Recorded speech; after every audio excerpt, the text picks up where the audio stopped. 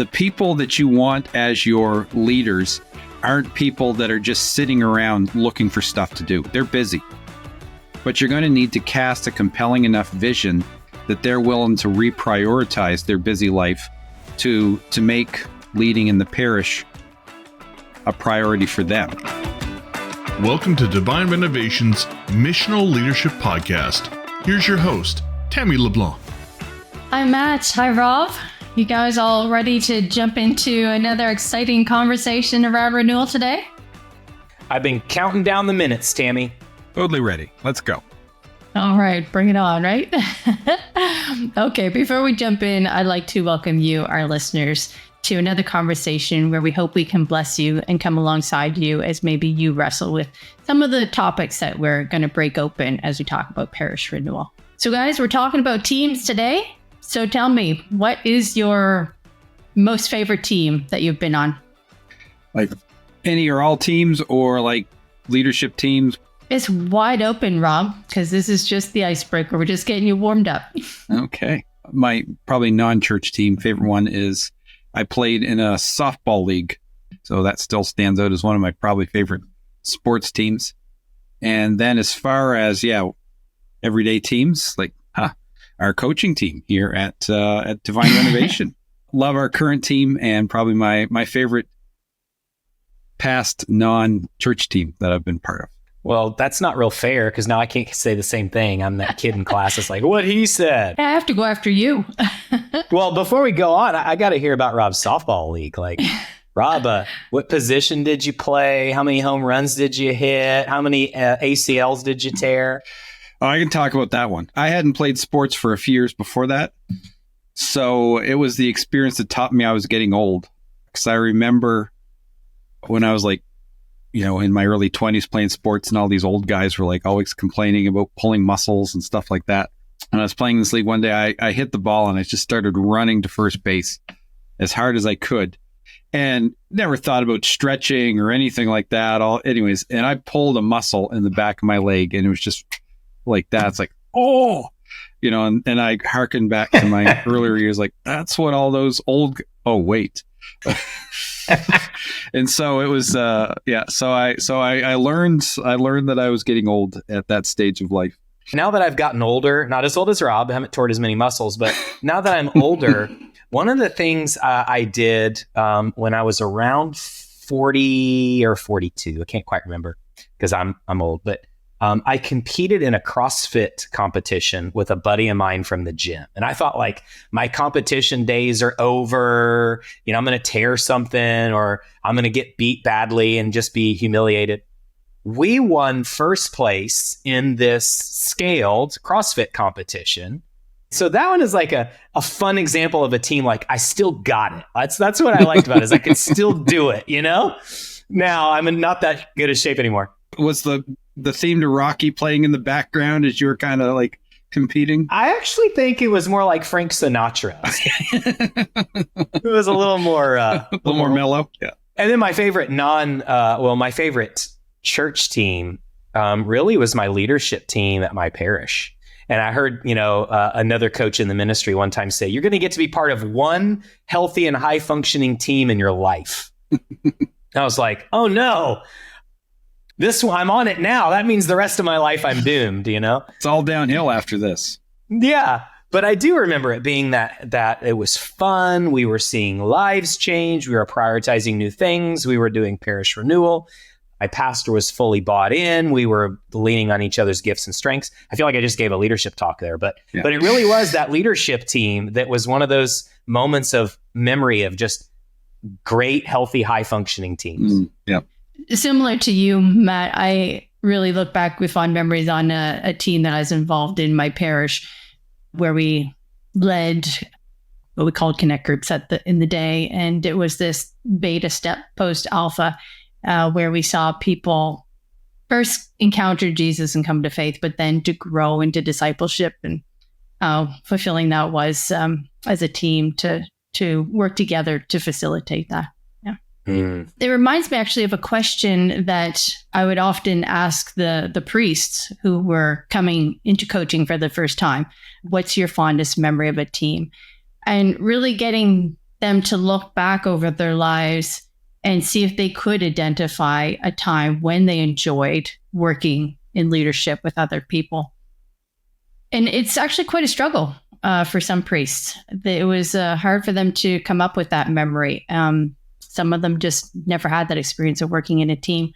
And I think it speaks probably to a hurdle that sometimes we have to overcome in parish renewal, is this idea of working out of a team. And working in a global ministry, really starting to appreciate that in different contexts around the world, the hurdles to overcoming this idea of working on it or working through a team are even greater. So guys, to open up our conversation, let's kind of give an overview of what we're meaning by leadership teams in a parish context. Leadership Team 101, teams aren't new to people. But just as a kind of a recap to set up where we want to go with this conversation for everybody, when we speak about leadership teams, we like to make the distinction that it's not just a team or a collection of people doing tasks or areas of responsibility reporting into something, but it's this newer experience of a team, which is leading out of a team, meaning the pastor places himself in the team. Yes, he's still the pastor, the canonical leader of the parish, the shepherd, the one that's caring for, the flock, if you will. But he's now inviting other people alongside of him to share his leadership. So it's not leading a team as much as it is leading out of a team, where we see vulnerability, we see trust, we see high capacity, we see wrestling with real issues, having crucial conversations, making tough decisions, speaking the truth, challenging assumptions. All of that's the framework, if you will, or a recipe for what becomes this new idea of a leadership team in a parish context.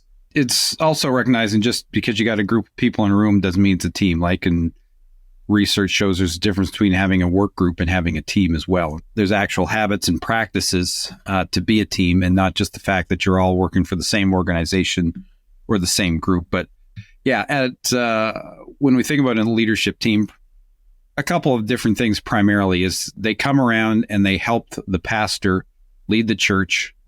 Phrase that we used to use is leadership team is a decision-making machine. They help the pastor work through some of the daily choices that need to be made in leading the parish, but also helping the pastor shoulder the load of leadership and responsibility by supporting some of the other leaders as well. And so there's kind of a dual focus.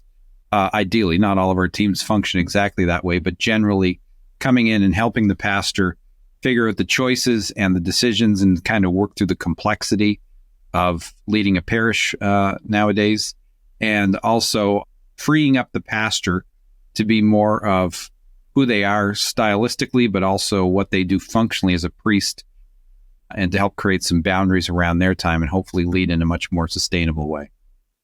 In addition to the priest leaning into an openness to share that space, do you think there's kind of a responsibility even just to create the space for the lay people's perspective so we can grow into our giftings through baptism?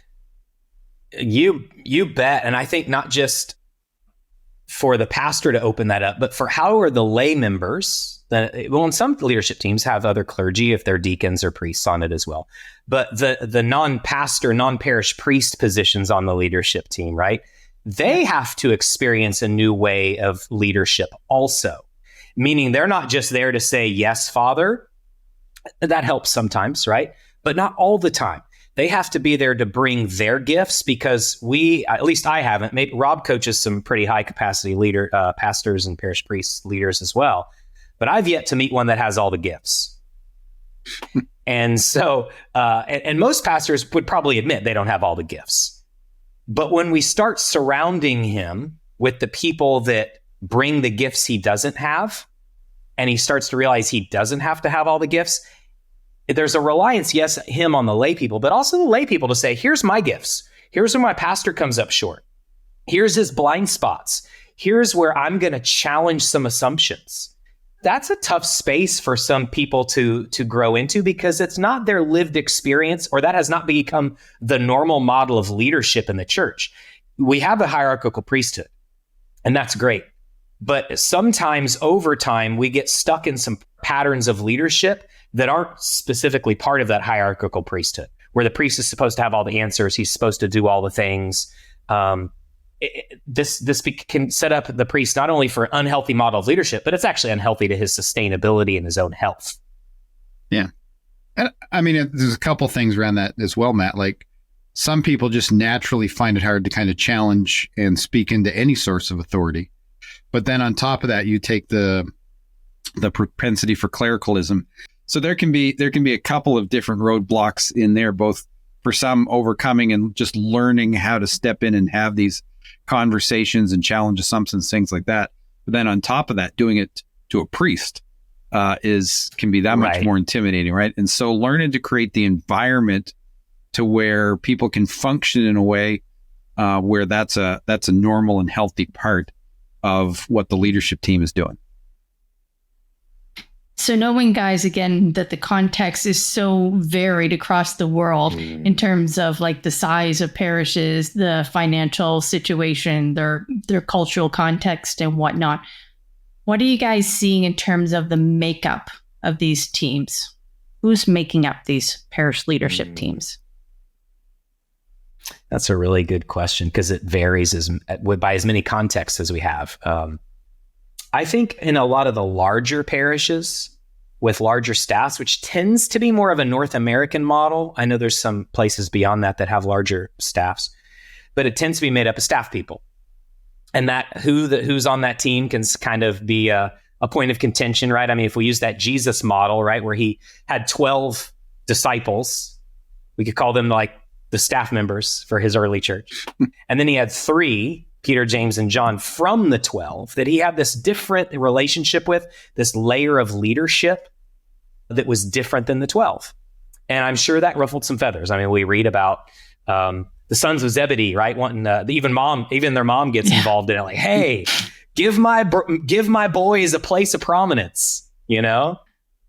We know that they did it. And guess what? That makes all the churches that are watching or listening to this right now normal, because it happens. It happens even in Jesus's structure. But when you get beyond the North American or the larger churches, you get maybe it's all volunteer or non-paid staff or whatever the language is used for people that aren't, getting a paycheck each month from the church. And then there's some churches, maybe a little mid-sized church, or they have a few employees, where they have to go through some sort of like hybrid model of some staff, some volunteers, or depending on the size, how many of each, that matters. Some people like to have professionals on the team. Sometimes they tend to be more busy. Some people like retired people on their team because they have more time availability. Some people like to have a bit of a cross section, although we don't want this to become a representative model of leadership where you have a member from each group represented. That's tends to be that old pastoral council kind of model. But you do want a diversity of opinion as long as there's a unity of vision. Yeah, I'd say we certainly do see kind of those 3 general categories. And I would even see, Matt, early on, some of our larger churches that had paid staff still even went with a hybrid model of having volunteer or non-paid staff as part of their SLT who oversaw paid staff, right? So there's even that was a little bit, it isn't always necessarily automatically defaulting to paid staff, even in situations where you have a lot of paid staff.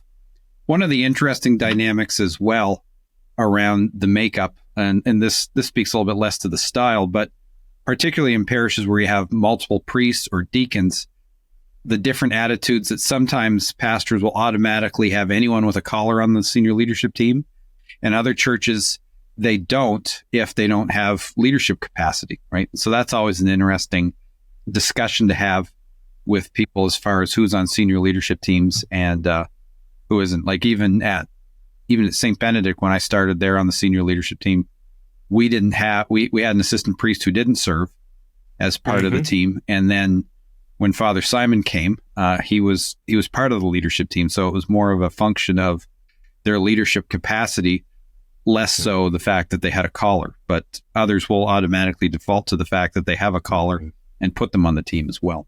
So guys, does it look different to lead out of a staffed leadership team versus this hybrid model or let's call it volunteer-based leadership team?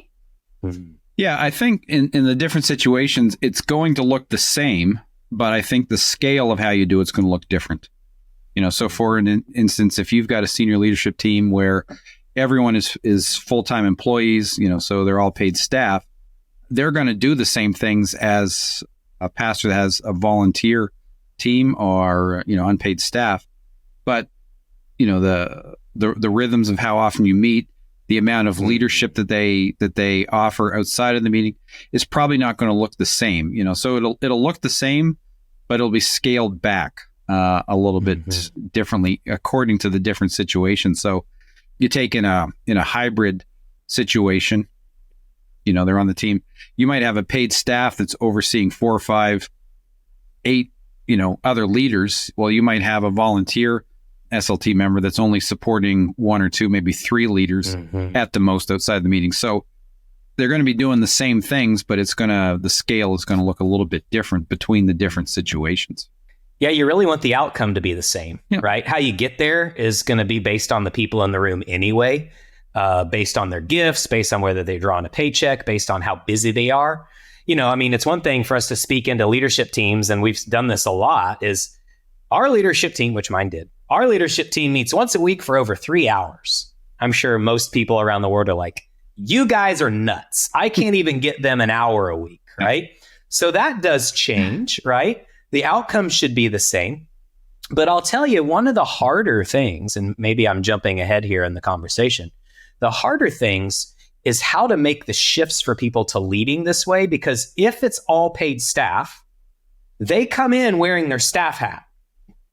Like if I'm the director of evangelization or the director of youth ministry or the director of liturgy, I can't really take that hat off and say, okay, I'm just a member of the leadership team, because you kind of want to come in and advocate for your ministry, because that's where you spend most of your organizational time, your creative energy, your ministry is in that specific world. Volunteers don't bring that in typically. Now, maybe they're involved in a certain ministry and they really want that to champion their ministry. And we want them to be advocates. But volunteers can come in and say, okay, this team has a different purpose. This team has different needs. I'm going to invest in this team. I don't have to be worried about my job. I'm not overworked in this other area of ministry. Maybe I'm overworked in my real life job. So those are the things I think that make them very different. And volunteers, when you invite volunteers, they don't come as, I don't want to say this like it's an absolute, but volunteer ministers on a leadership team have a different motivation. Sometimes they're there because they want to be. Oftentimes they're there. They say yes because they believe in it. I think a lot of times on a staff team, just the first initial invitation from a pastor to be on a leadership team, you might be flattered, but you might want to say no because you're already too busy. Or you might want to say no because you don't want it to reflect on your job that you were hired to do, because your pastor that's leading the leadership team, he's also your boss. Mm-hmm. It can be harder to tell him the truth, right? It can be harder to make a decision that might adversely affect your department or cause your department more work. Yep. So these are the dynamics that we have to work through when you have staff teams or volunteer teams. Finally, about volunteers, I think volunteers, when you find the right one, man, they can tell the truth to the pastor.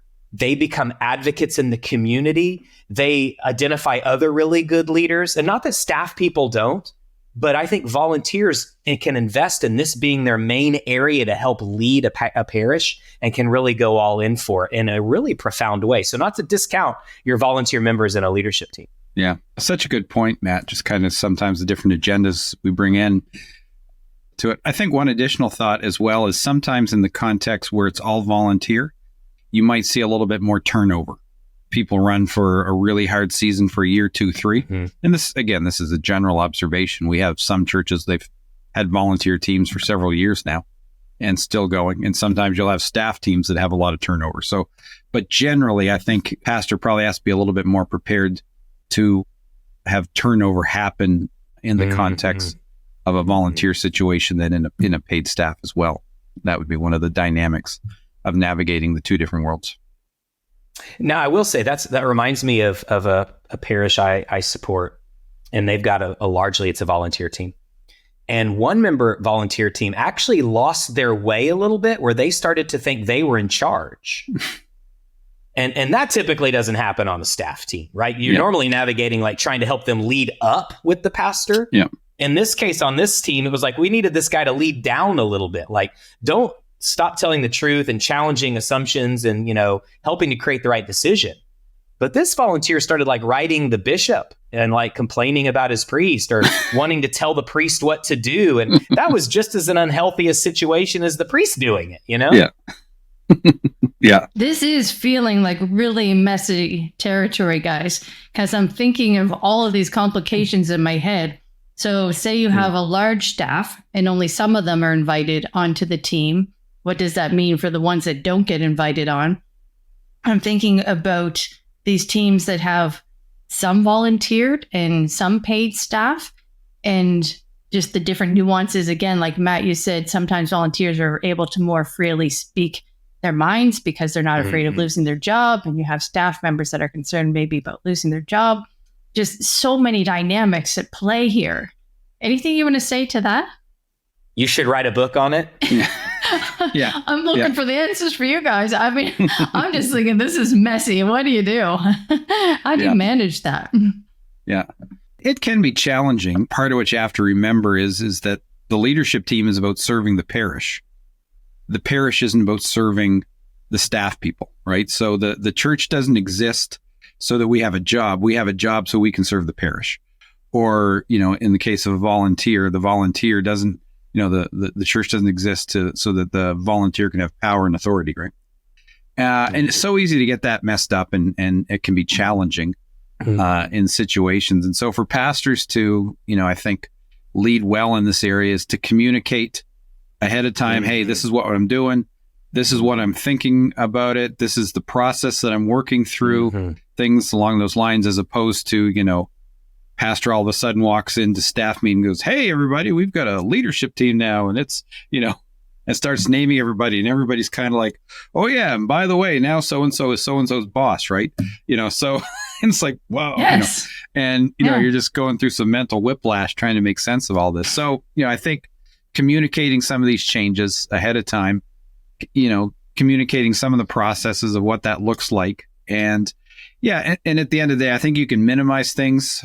The challenge is that if some people are ultimately driven by their egos, it is going to hurt, and you've just got to allow that to happen and work through it as best as possible. I also think anytime there's a change in the way we lead, there's an adjustment for everybody, not just the leader, but those that are being led.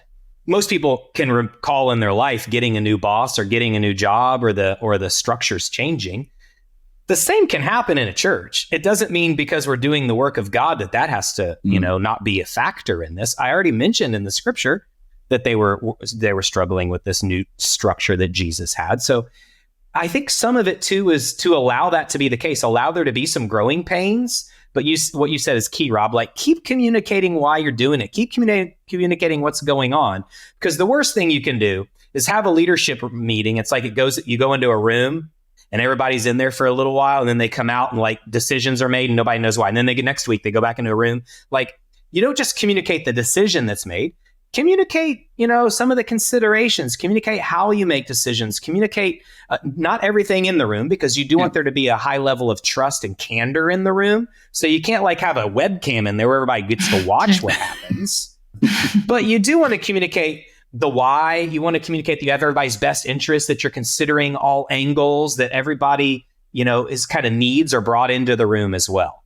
That just has to be grown into and over communicated, and time also is a help in this as you transition into this.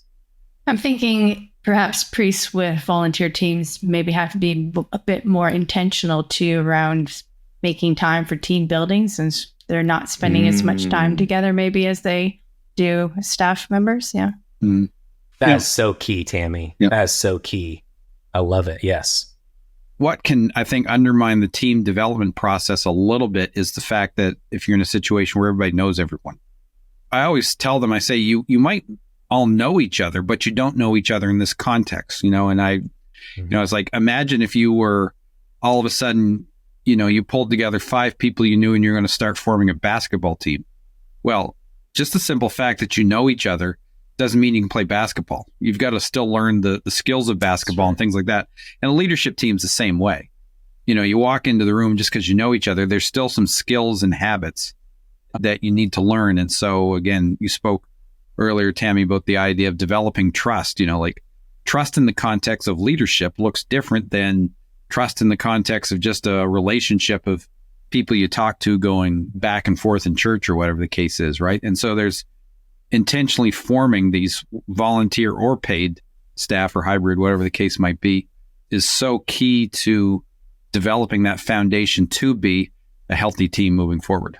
I coach a team in Europe that has a hybrid. 2 paid staff and 2 non-paid staff, 2 volunteers on their team. And we were meeting just probably a week ago.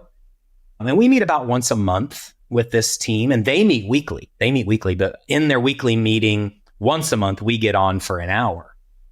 And I just asked them some questions at the beginning, like, what's been a big success for you in this season? Where's the Lord really working in your life? And then maybe something about the team also, like how well would you talk about how the team's functioning right now? So some kind of personal reflection questions that cause them to kind of open up. And I realized this took up a lot of the time in our meeting. And at one point I was a little anxious because I knew some of the things they were needing to work on. So we pivoted and we moved into like one of their highest needs that to talk about. And at the very end, I said, so what was useful for you all today in our session? And one of the staff members said, the part we spent at the beginning, I wish we had spent more time talking about how the Lord's working in our life and what's going well for us and some of our successes. She said, because we've been meeting for so long, for some reason we've drifted and we're not prioritizing that in our meetings anymore. We're just getting right down to work and we're getting the things done. So yes, they were becoming like high capacity and effective, but the high health was starting to suffer.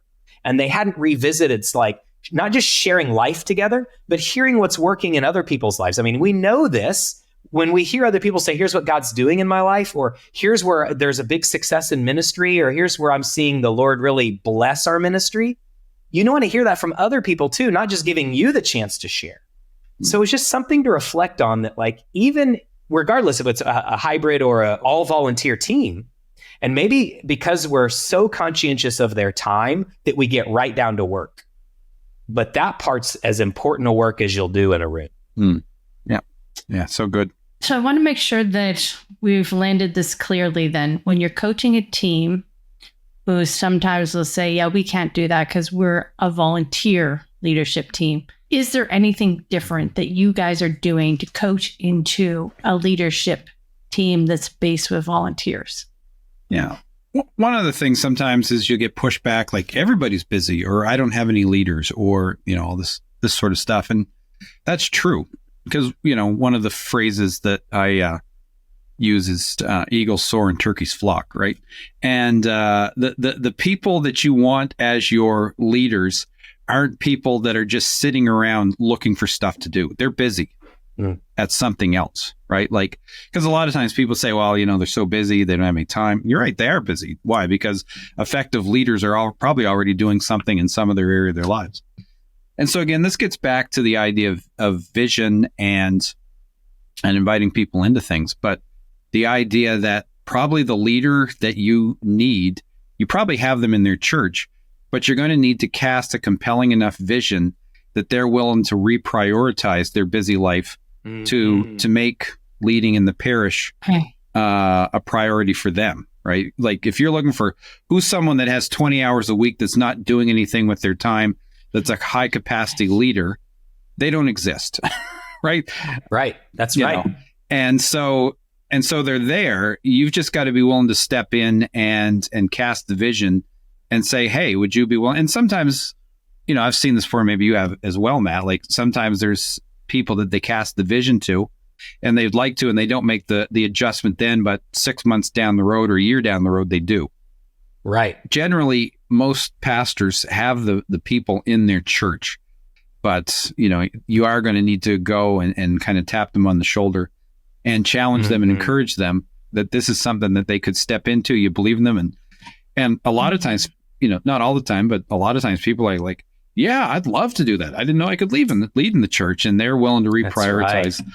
Others, sometimes it might be a little bit harder sell. Others, different seasons of life, things like that, people will say no, which is fine. So I think that's probably one of the dynamics that if you've got a large paid staff and you can just kind of look at who you're already paying and just readjust their job description a little bit versus when you're needing to find volunteers, finding those people that have the capacity, that are already functioning at a high level in some other area, whether they're an early retiree or whether there's someone that can change their schedule. How many high capacity leadership team members, Matt, do we have that who are mothers? They've learned how to manage a bunch of kids.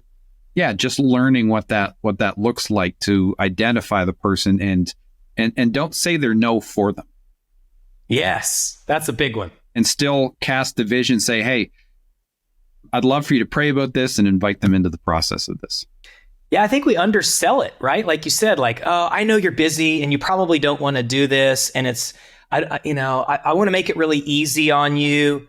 None of the things you just said inspire me to want to get involved. Yeah. Right. I would consider myself a high capacity leader. I want to be challenged. I want to be invited in. I want to be painted the picture, all of that stuff to get me to want to say yes. Like I want to reprioritize around something that's going to make a difference, not so I can be like the taskmaster and you've given me the task to do that you could have given to anyone. But I don't know, like you said, like we almost say no for them, or we don't have an experience of working with high capacity people that aren't paid, because the motivation's different, right? If you have a paid staff member, you can almost just tell them, here's what I want you to do. Yeah. A volunteer, you do have to sell them a little bit, like, here's why we're doing this. Here's what's possible if we do it. I believe you have the gifts because I've seen them in you, so you can start identifying people's gifts. Normally what we look for in volunteers is, are they available? And are they breathing? Yeah. That's probably still available, right? But what would it look like if we looked for people that were available, that had the gifts that we see as high capacity, that were attractive? We even have an acronym we use in our ministry. We call it FACT: faithful, available, contagious, teachable. Start identifying people that have these qualities. That's to invite them into the team, right? And then maybe you said, Tammy, like, does it look different to support a team like that? Yeah, you might have to decide we're going to coach at night because people have busy schedules during the day, right? That's going to be a big one. Or maybe we can't coach as often. Maybe there's, like Rob said earlier, there's going to be some more turnover. Here's one thing I would say about those high capacity leaders. They're the best ones to identify other high capacity leaders. So part of their job description on the leadership team should almost be having their own fact list of people. Who are you supporting? Who are you witnessing? Who are you observing that might be a natural leader, or just a leader we haven't identified or invested in yet? And not just for leadership team, but this works for all levels of leadership. But if we're constantly empowering leaders to identify other leaders, that's actually what raising up leaders is. Yeah, good point. In order to raise up leaders, you number one have to have leaders, and you have to have leaders looking out for other leaders. That seems basic, but I would say a volunteer leadership team, make that a priority, because we hear too many times. I heard it this weekend. I was on a retreat. Yeah, we just didn't have anybody to step into that leadership role. And my first question is, well, how'd you approach it? Who'd you ask, and what'd you tell them? Well, we needed them to show up and help with parking. Wow, sounds exciting. Sorry, I said no to that. Yeah. You guys got me thinking too about the episode that we did on linearity when it comes to renewal. Is it linear? A linear process, right? And I'm thinking now about all those people that come through Alpha, which typically, if we're thinking about it in a linear mindset, we tend to want to implement your evangelization strategy after you've built a team. But I'm thinking you're going to start to identify some pretty powerful leaders coming out of Alpha, because once they're released in the Holy Spirit, like once they've had that encounter with Jesus and they're all on fire, they want to serve. So you may find you're needing to adjust your leadership team and make space for that firecracker that comes along. Mm-hmm. Yeah, and I think of, and this certainly wouldn't be 100%, but yeah, there's a high percentage of people who serve on SLTs now, or leadership teams now, that came through Alpha, and it's fun to, when you get to know a team, sometimes hearing their stories, and those who, I was just sitting in the pew and, or whatever.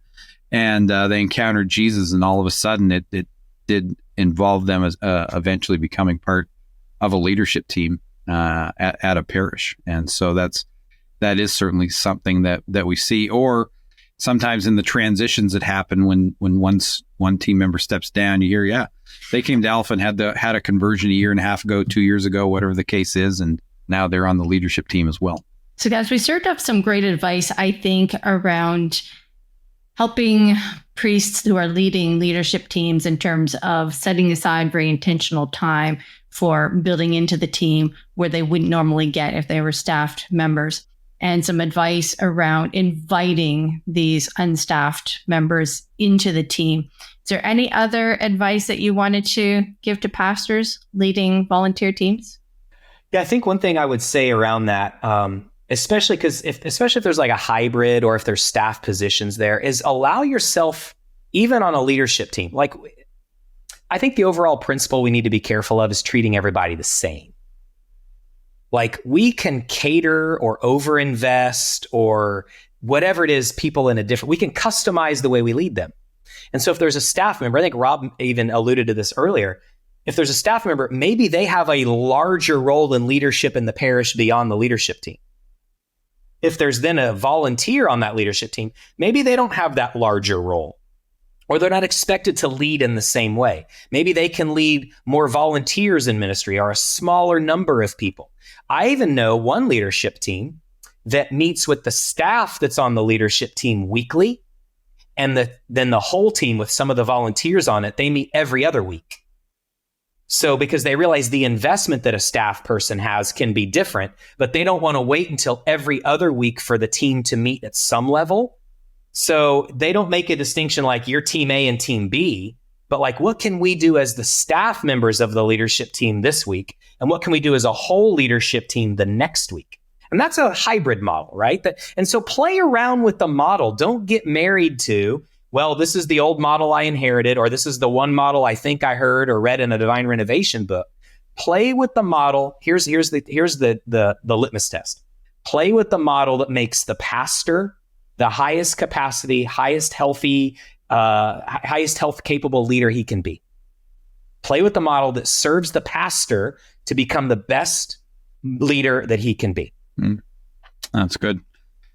I think I would say don't fall into the trap of letting paychecks validate who the leaders are or aren't. And it's so easy sometimes if you're a volunteer SLT, well, I'm not getting a paycheck, so I'm not a real leader. I'm not like the leaders who are getting paid. And on the opposite side of things, it's like the pastor, well, they're a volunteer, so I can't hold them accountable the way I would hold a paid staff person accountable, right? And I think you got to get rid of that thinking in general and say, no, they're a leader, and they're on the leadership team because they're a leader. They're there because of their capacity, and I'm going to lead them based on their position, their capacity, not on their paycheck. And so not letting that create that validation one way or another. Well, I'm less than, or treating them like they're less than, but not holding them accountable or not challenging them in the same way that you would when a paycheck is involved. So Matt and actually Rob as well, you guys both spoke to this idea of building your team around who is going to support the pastor to become the best leader that he can be. So let's offer some of our leadership team members who are out there who are unpaid some advice on how can they best support their pastor well. First of all, is to realize your pastor doesn't have all the answers, and he's not perfect, and he's going to mess up. And how do you both cut him some slack and hold him accountable? That's a big challenge, to step into the space like, hey, look, it's okay, you're not perfect. Or it's okay, we don't have this all figured out. That's part of the reason you're in the room. And the hold accountable piece too, like, hey, here's what we agreed to. How are we doing on that? This makes the pastor the best leader he can be. So that's one big piece of advice I might offer. While Rob talks, I'll think of one more.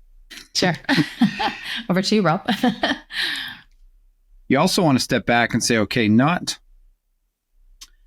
necessarily always what is it that I bring to this team, but what do I bring to this team that can help the pastor be better? What does the pastor need at this moment, to Matt's point? sometimes, right, like the world's collapsing in on them, all kinds of stuff's coming down, and they just need some flexibility, and the fact that maybe some timelines are gonna not be met. Other times, maybe it's the fact, no, he's better than this, and I'm going to help him be better than this. And you step in, and the accountability is a little bit right. And so, and that's always hard to figure out. But I love the idea of grace, because grace primarily in the New Testament shows up as power. A lot of times we think grace is letting people off the hook, but grace isn't letting people off the hook. Grace is giving people what they need, but what they haven't earned. And so how do you show up and be a source of grace as a leadership team member, giving the pastor what it is that he needs? And probably, even the rest of the team for that matter, not just the pastor, but the rest of the team. And how are you gifted and wired to do that in the context of a leadership team? Can I give another tip? You totally can. Bring us home, Matt. Well, I think when we invite people to be part of it, a lot of times people will say yes just because the pastor asked me to do something. And that could be a great start, right? Like, wow, I'm so flattered. Or some people have even said this to pastors before. I'll do anything you ask me to do. Well, I want to balance that. What's the Lord calling you to do in this season? Because I want, especially volunteers, and staff members too, I want everybody to discern this role and to be honest.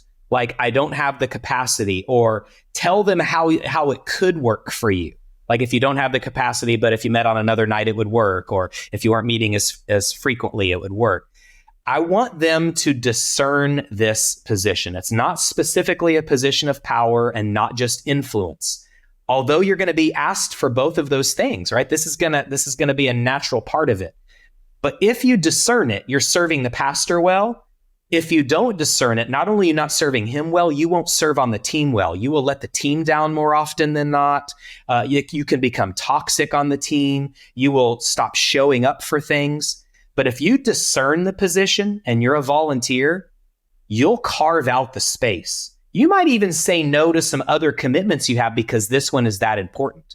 And that's the kind of leader that we want on a team, is someone that knows how to say yes and say no. I had a mentor in my life one time say to me, "Did you know no is a complete sentence?"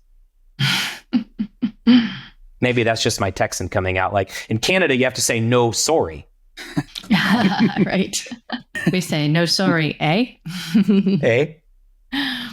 Okay. Thanks, guys. Again, appreciate you guys sharing such beautiful insights with us. And I pray that this has been a blessing to you, our listeners, as well. If you want support in leading a leadership team, or you're a leadership team member and your team is looking for help, you can always reach out to us through one of our relationship guys, and you can connect with them through our website at divinerenovation.org. Thanks, and God bless.